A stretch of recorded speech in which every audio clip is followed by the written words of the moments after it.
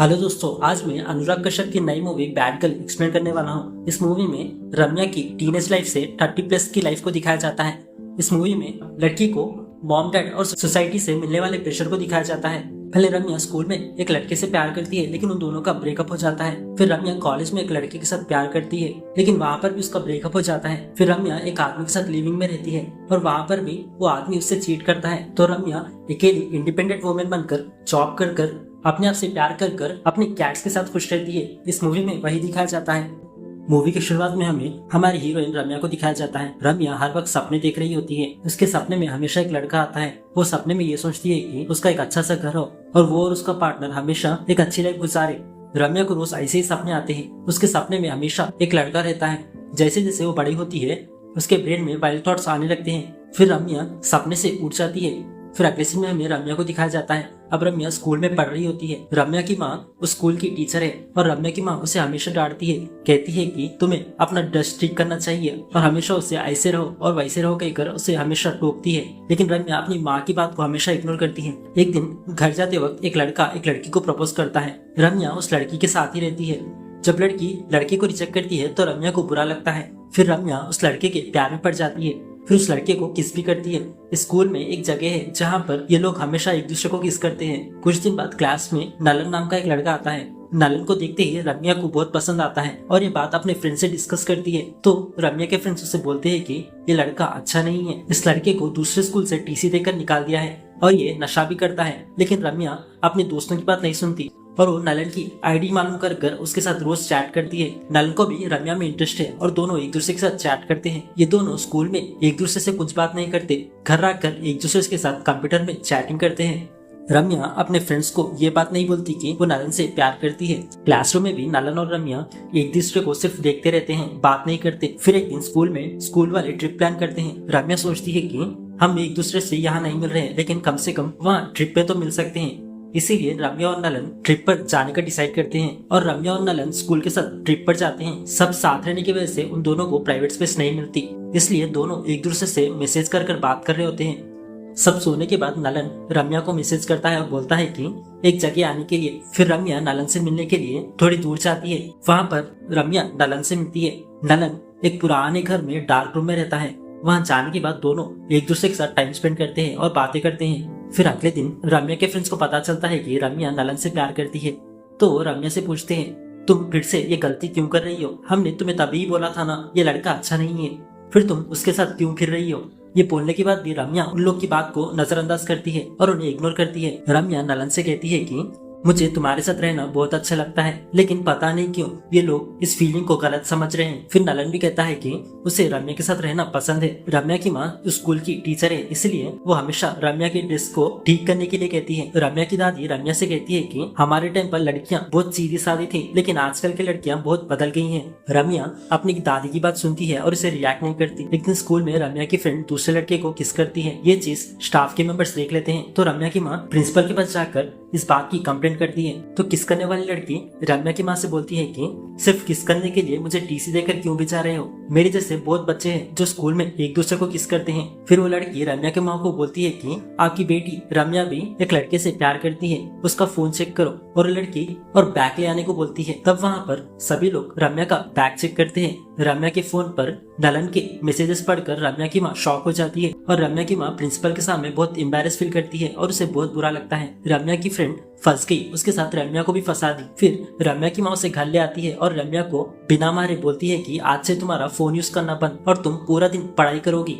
तो रम्या कहती है कि माँ अब तुम ऐसे ओवर रिएक्ट क्यों कर रही हो? लेकिन रम्या की माँ नहीं सुनती और उसे मंदिर ले जाती है। वहाँ पर उसकी पूजा कर मंदिर के बाहर उसे राउंड राउंड घुमाकर उससे पवित्र करती है। फिर रम्या को वहाँ पर टीसी देने के बाद रम्या को दूसरे स्कूल में ज्वाइन करवाती है। तब रम्या अपनी माँ से कहती है कि देखो मॉम, मुझे मंदिर ले जाने से मैं नहीं बदलूंगी, जैसे मुझे पसंद है मैं वैसे ही रहूंगी। रम्या की माँ भी रम्या से कहती है कि प्यार करने के लिए ये तुम्हारी उम्र नहीं है, इसके लिए अभी बहुत टाइम बाकी है।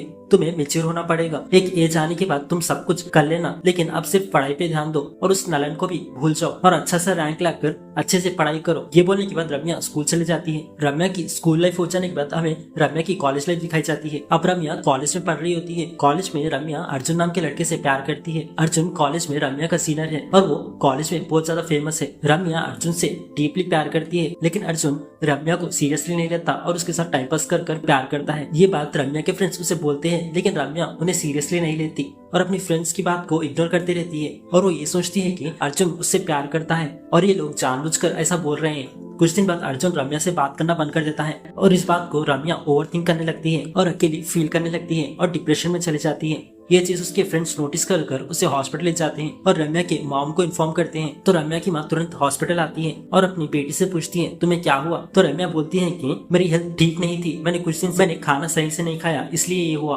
और आप लोग यहाँ क्यों आए? वहाँ भी आप लोग मुझे टॉर्चर कर रहे थे, कम से कम यहाँ हॉस्टल में तो सुकून से जीने दो और प्लीज यहाँ से चले जाओ बोलकर जोर से चिल्लाती है। दूसरी तरफ रम्या के फ्रेंड्स अर्जुन को फोन करते हैं। फोन कर बोलते हैं कि रम्या हॉस्पिटल पर एडमिट है, लेकिन अर्जुन कुछ भी रिएक्ट नहीं करता और फोन कट कर देता है। एक दिन ग्रेजुएशन डे पर अर्जुन की माँ कॉलेज पर आती है। अर्जुन अपनी माँ से सबको इंट्रोड्यूस करवाता है। अर्जुन रम्या को एक दूसरे की गर्लफ्रेंड कर इंट्रोड्यूस करता है। इससे रम्या को बहुत दुख होता है। फिर रम्या गुस्से में अर्जुन के पास जाकर बोलती है कि तुमने तुम्हारी माँ को मुझे दूसरे की गर्लफ्रेंड कहकर इंट्रोड्यूस क्यों किया। इससे रम्या बहुत गुस्से में आकर बहुत शराब पीकर डायरेक्ट अर्जुन के पास जाकर उसे एक थप्पड़ मारती है। अर्जुन भी उसे धक्का मारता है। फिर रम्या बोलती है कि तूने मुझे चीट किया, तुम मेरे साथ ऐसा क्यों कर रहे हो। तब अर्जुन बोलता है कि मैंने शुरू में ही बोला था कि मैं इस प्यार में इतना ज्यादा सीरियस नहीं हूँ, तुम अननेसेसरी मेरे ऊपर इतने ओवर एक्सपेक्टेशन लगा रखी हो और अब ओवर रिएक्ट कर रही हो। ये बोलकर उसे सबके सामने बहुत गंदी गंदी बातें बोलता है और उसे गालियां देता है। ये बातें सभी लोग सुन रहे होते हैं। रम्या को कुछ समझ नहीं आता कि क्या करे। उसे बहुत बुरा लगता है और इंसल्ट की तरफ फील करने लगती है,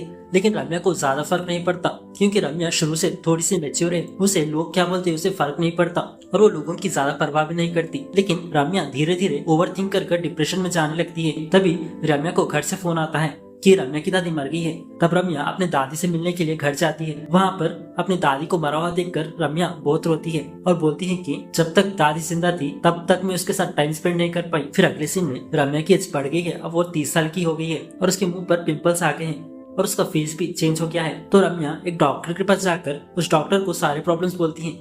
अब रम्या एक लड़के के साथ लिविंग रिलेशनशिप में है और एक कंपनी में काम कर खुश रहती है। लेकिन एक दिन जब वो घर जाती है तब वो लड़का दूसरे लड़के के साथ रहता है। ये देखकर रम्या का दिल टूट जाता है और रम्या घर जाकर अपने कैट्स को लेकर दूसरी जगह जाने लगती है। तब उसका बॉयफ्रेंड आकर उसे रोकता है। तो रम्या बोलती है कि मुझे कोई भी एक्सप्लेनेशन देने की जरूरत नहीं है, अब तुम मुझे समझाने की कोशिश करोगे और मैं तुम्हारी बातों में नहीं आऊंगी बोलकर वहाँ से रम्या चले जाती है। दूसरी तरफ रम्या के दोस्तों की शादी हो चुकी है और वो सेटल हो गए हैं। कुछ फ्रेंड्स उसके प्रेग्नेंट है, लेकिन रम्या अभी भी सिंगल रहती है और अपने फ्रेंड्स के साथ टाइम स्पेंड करते रहती है और रम्या खुद को समझने की कोशिश करती है और अपने आप से प्यार करती है। एक दिन रम्या अपने फैमिली मेंबर्स की शादी में जाती है। वहाँ पर रम्या साड़ी पहनती है। सभी लोग रम्या से पूछते हैं तुम शादी कब करोगी। इससे रम्या बहुत इरिटेट हो जाती है। कुछ दिन बाद रम्या अपना हेयर स्टाइल चेंज कर देती है।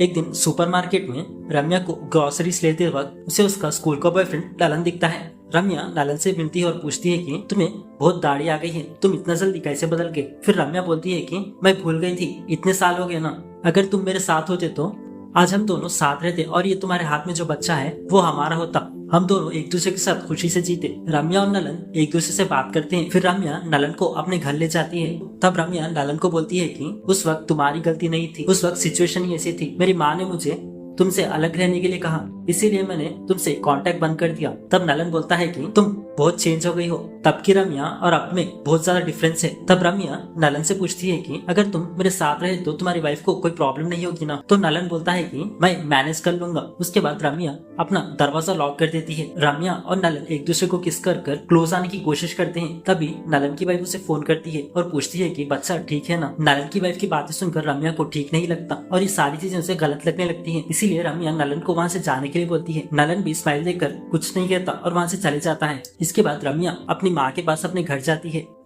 रम्या अपने मॉम से बोलती है कि नलन की शादी हो गई है और उसका एक बच्चा भी है, अगर तुम हमें तब साथ रहने देती तो आज हमारी शादी हो जाती और मैं खुशी से जीती। ये सुनकर रम्या की मॉम को थोड़ा बुरा लगता है और वो गिल्टी फील करने लगती है और सोचती है कि अगर कम से कम मैं उन्हें ओके बोल देती तो आज ये दोनों साथ रहते और मेरी बेटी खुशी से रहती और इसकी आज शादी भी हो जाती। फिर रम्या की माँ बोलती है कि मैंने तुम्हारी भलाई के लिए उस वक्त बोला था। फिर वहाँ पर दोनों के बीच में एक आर्गुमेंट शुरू हो जाती है। वो आर्गुमेंट पढ़ने लगती है। रम्या तो बिल्लियों को पाल रही थी, बिल्ली मिस हो जाती है, इसलिए रम्या अपने माँ से कहती है कि तुम मेरे बिल्लियों का ठीक से ख्याल नहीं रखती। रम्या फुल पैनिक होकर बिल्लियों को बाहर ढूंढने के लिए जाती है। फिर वहाँ पर एक बिल्ली मिल जाती है, लेकिन दूसरी बिल्ली नहीं मिलती, इसलिए रम्या पैम्पलेट्स बनाकर लोगों को बांटने लगती है और बिल्ली को ढूंढने लगती है। कितनी देर ढूंढने के बाद भी उसे एक बिल्ली नहीं मिलती। रम्या अकेले रहने के लिए अपने आप को प्रिपेयर कर रही होती है एक रूम में और अपने आप से खुद ही से बात करने लगती है, क्योंकि अगर वो दूसरों को बताएगी तो लोग उसे जज करने लगेंगे। ये सब रम्या की माँ नोटिस कर साइकेट्रिस्ट के पास जाकर डॉक्टर से बात करती है और डॉक्टर को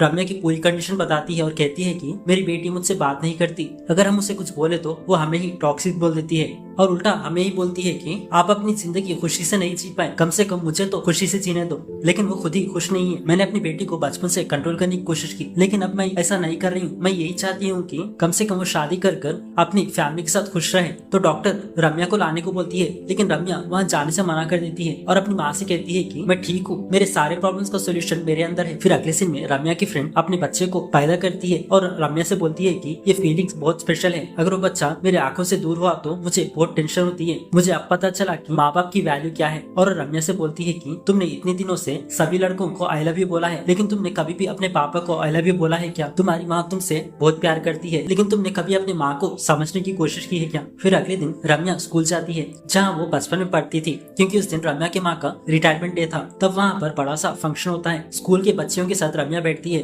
और वहाँ पर अपनी माँ की स्पीच सुनती है। तब कुछ बच्चियाँ रम्या की माँ स्पीच देते वक्त हंसने लगती है, तो रम्या उन्हें बोलती है कि हंसो मत, वो जो बोल रही है उसे ध्यान से सुनो। तब वो बच्चियां रम्या से पूछते हैं आप कौन हो और हमारे साथ क्यों बैठी हो? तब रम्या बोलती है कि मेरा नाम रम्या है और मैं उनकी बेटी हूँ। तब वो छोटी बच्चियां बोलती है कि अच्छा तो आप ही रम्या हो, सभी लोग स्कूल में आपकी स्टोरियां सी बोलते रहते हैं, आपकी वजह से हमारे स्कूल में नए नए रूल्स और नए नए रिस्ट्रिक्शंस आ गए हैं। उसके बाद रम्या अपनी माँ को लेकर ऑटो में घर जाती है। ऑटो में जाते जाते रम्या अपनी माँ से कहती है कि आपने मेरी खुशियों के लिए अपनी खुशियाँ सैक्रिफाइस की। अपनी माँ को रम्या आई लव यू कहती है। आपने अपना गुस्सा और दुख एक तरफ रखा और मुझे बाहर हॉस्टल में भेजा, क्योंकि उसमें मेरी खुशी थी। आपने मुझे जो चाहे वो चूज करने दिया। आपकी वजह से मुझे ये फ्रीडम मिली है। मैंने अपनी लाइफ में कई ज्यादा गलतियां की, उन गलतियों से मैं आज बहुत कुछ सीखी हूँ। रम्या सोसाइटी के जजमेंट को बिना सुने अपने लिए एक घर लेती है और वहाँ पर वो फ्रीली रहना चाहती है। रम्या की घुमी हुई बिल्ली भी मिल जाती है। रम्या उस बिल्ली के साथ एक घर में चली जाती है और अकेली फ्रीडम से रहती है। रम्या जॉब कर एक इंडिपेंडेंट वुमेन बन जाती है और शादी किए बिना अपने अंदर ही हैप्पीनेस ढूंढने लगती है और वो खुद से ही प्यार करने लगती है। और इसी के साथ मूवी यहाँ पर एंड हो जाती है।